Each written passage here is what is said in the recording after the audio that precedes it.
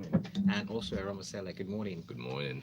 All right, Lagos, you know what to do. Reach out to us on WhatsApp at 0809 to be a part of the conversation. Also on Twitter, we're at Smooth981FM with the hashtag Business Express 981. All right. So Ibrahim came on my head yesterday saying, Rotus, what happened to the market updates? Because I didn't give it yesterday because we're trying to quickly wrap up stories. So as of yesterday, the market was down for the second trading day, 0.59%, 29,898, dropped below 30,000 points. So far this month, down by 3.6%, and we're down by 4.8 for the year. So I know everybody wants to get on the Minister of Labor's comments on medical brain drain, but before we get to that, we do want to address the disco story, the sub-franchising, because there were a couple comments that were made, from the stories that we picked up, that a couple people objected to, and that is whether or not discos are monopolies. There's I think it's Mr. Ojora, the head of one of the unions, who said they want to break up. The whole purpose of the sub-franchising was to break up the natural monopoly of the discos. Ugodra, I think even in Nairametrics, there was you use that natural monopoly, and so some people are objecting to that. They're saying, in fact, AIE, I believe is his name, sent in a WhatsApp message saying there are 11 players. How can we call it a monopoly? So, can you help us address that? Are the discos a natural monopoly in the sense of the word? I don't know what you mean by natural monopoly. I'm just going by the quotes. But, yeah. So technically, you can say they're a monopoly, and that's because even though you have 11 discos within the regions that they cover, they are the largest players there, so they're a monopoly in that sense. Okay. Nevertheless, nothing actually stops other players from coming in today. Okay. So there are other regulations that you have in the power sector that can allow players to come in. For example, there are a lot of estates around Lekki that they don't rely on public power supply. That's power supply brought from discos. They can basically just use their own generate their own power or electricity, either as what you call captive energy or embedded energy. So they can generate their own power basically, and that means that in that sense they are probably not what you call a monopoly. Okay. Because they control 95% of the entire market. Then yes, you want to call them a monopoly. So it just depends on how you see it. So yes, there are 11 discos, but 11 discos covering 11 parts of the country, because they basically have carved out the country into 11 parts. Right. For power supply distribution. Now, if you're looking for what a monopoly is in the sector, in the real sense of it, right, it actually will be the transmission. Okay. That's where you have the monopoly, because they have the monopoly of mega distribution. So they are the ones that actually have the distribution lines across the grid, across the country.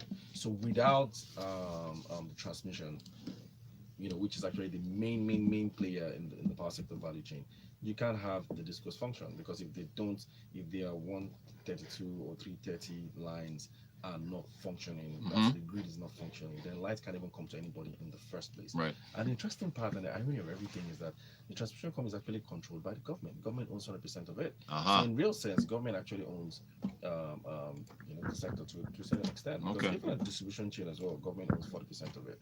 Anyway, and then some generating companies, government still owns 40% of it, and then owns 100% of the main player there, which is the transmission company.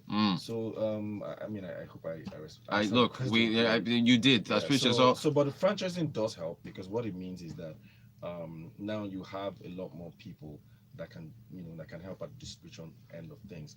But does it mean 24 hours power supply all of a sudden? Definitely not. Right. Because you still have the transmission company. Without us improving our grid capacity, then you still won't have supply everywhere.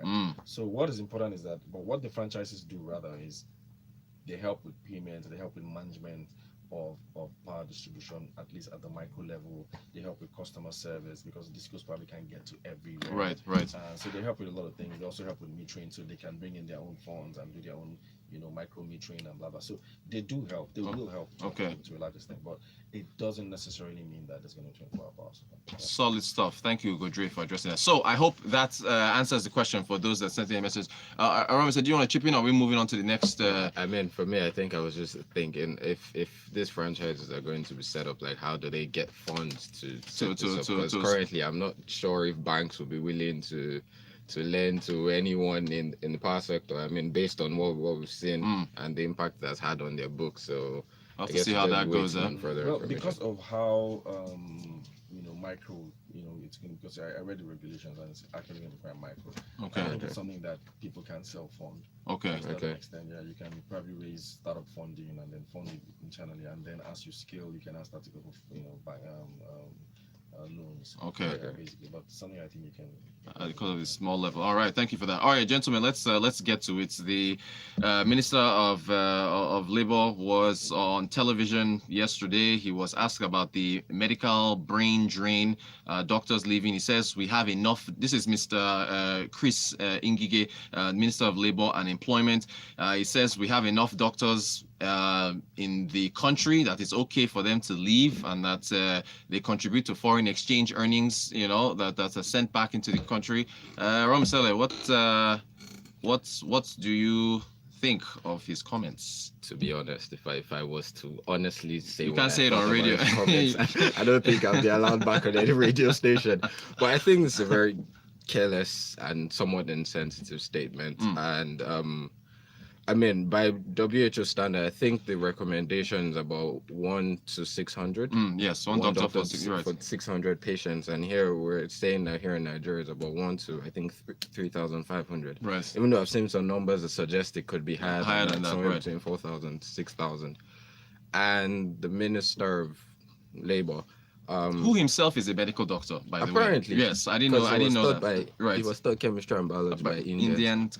Yes, as he Is said. Yeah. talking about the fact that it's okay for Nigerian doctors to leave the country and go and contribute to foreign revenue. I mean, come on.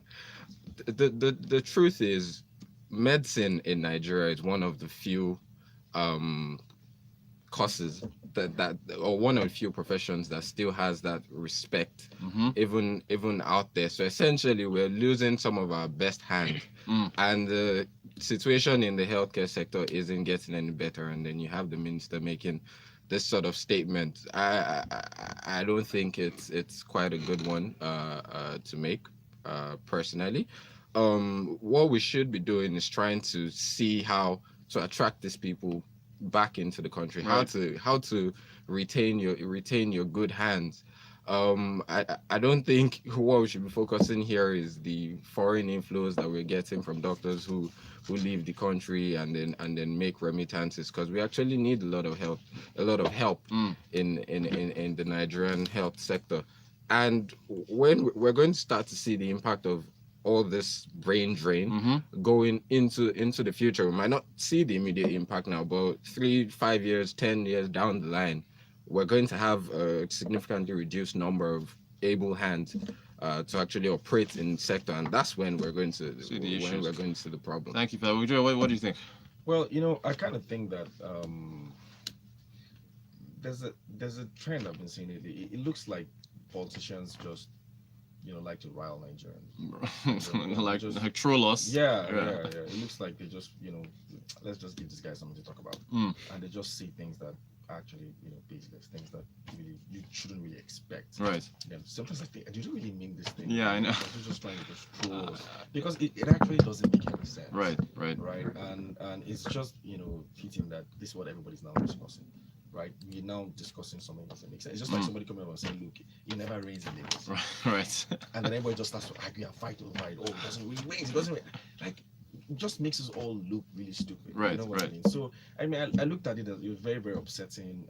But at the end of the day, I just had to look and I said, look, it's really not. It doesn't really make sense. So why am I, wasting energy it on really it? doesn't make sense, because the data stats are there. Data is there. So why do I have to listen to someone who's just on TV and just make an off the cuff remark and maybe just to make feel good or whatever? Right. Because it just doesn't make any sense. It doesn't. So there's just no point killing ourselves with it. Yeah, and I think the issue is the position that this person actually holds. Right. I think it was just a random statement. I wouldn't be surprised if anybody else, even with a higher position in government, says. I mean, we've heard worse things from this government, and deep down that these are things that just don't make any sense. I mean, like, the facts are there. You know what I mean? Yeah. So there's nothing to argue here. So it's not like it's one nuanced, issue that maybe you can have one position or the other. Yeah. No, there's none. Mm. Facts are there. there's clear brain drain, and it didn't even start today. We've had it for the last 30 years. So he actually has no reason to say what he's saying because it's not basically not his fault. I mean, we've had brain drain here for years. I mean, doctors have been living in Nigeria since 1985. Not today. They were one of the first set of professionals that started leaving this country. Initially it was Saudi Arabia, and then went to Kuwait, and then now they're everywhere. So I don't need him to come and tell us. You know? So it's amazing stuff. Kayode, any? We're discussing of this. I know, right? Okay, we have a couple of messages. We'll get to them real quick. This one here says from Emma Kamakoka, in economics, monopoly is basically a concept, not necessarily an absolute single player reality. In this case, they own 95% of the market, while some others are playing monkey post. Thank you for that. Okay, right. okay. Let's see, who else do we have here? Ibrahim says, yet another minister insulting our intelligence, making unbecoming statements like Ugo rightly said. We know the truth. Let's just focus on the problem and not discussing these guys. All right. Ibrahim Papi K says, please, where is my cane? Chris deserves some beating.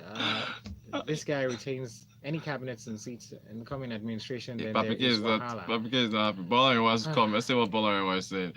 Bolarin says, I'm with Eramasele that it will be difficult for the franchise to raise funding. Franchisee. I think he's talking about the sub-franchising. Yeah, okay. Don't forget that the same banks that will provide funding to them are already exposed to the operating discos, and we all know that our banks are usually unreasonable to consider innovative ideas that will help them out of their predicaments. Bolarin was one of the horsemen, by the way. Okay, one more message. Okay, Benga. Okay. Let's see what Benga says. Dr. Ngay's submission is not based on empirical evidence. His personal experience is not equivalent to the truth. Thank you for that, Benga. I appreciate your messages. Really, how much time? 1 minute? No time. We got no time. See that? The refineries, the 2.5 billion that Mr. Kachiko said we need for the refineries, it's almost 1 trillion naira. Anyway, we'll address that probably. Broken record. Ugo Dre of Nairametrics, Aaron Masele, thank you, gentlemen, for joining us. We appreciate your messages as well. All right, Lagos, stay close. Don't forget, we got more great programming coming your way. Just in a few more minutes, it's going to be freshly pressed 981. All right. Reading messages. Thank you for coming in. Open email. I'm blocked.